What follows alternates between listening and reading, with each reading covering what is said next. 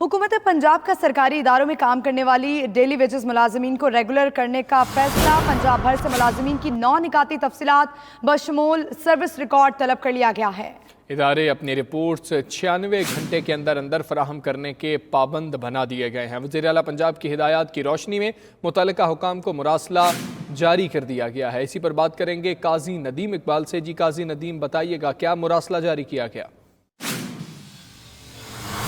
बिल्कुल, पंजाब में daily Vaser बुनियादों पर मुलाजमिन की भर्ती का सिलसिला 34 साल कबल 1985 में शुरू हुआ और ये सिलसिला आज तक जारी है।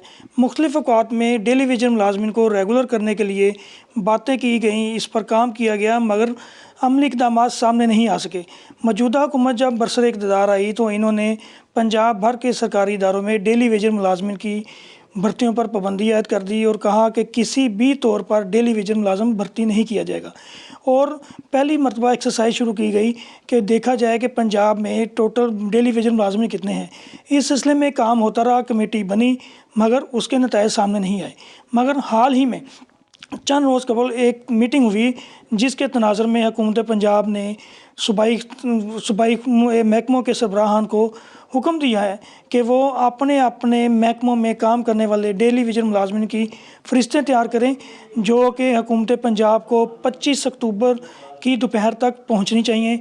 उसमें बताया जाए कि मुलाजम का नाम क्या है, उसकी वल्दियत क्या है, वो किस सन में भर्ती हुआ, उसको भर्ती करने की वजूहत क्या थी, वो इदारे में काम कर रहा है, किसी प्रोजेक्ट पे काम कर रहा है या कंपनी में काम कर रहा है, उसकी साख क्या है। इस हवाले से तफसीलात जो हैं वो परफार्मा की सूरत में भेजी जाएँ ताकि उनको रेगुलर करने के हवाले से नई पॉलिसी तश्कील दी जा सके। जी।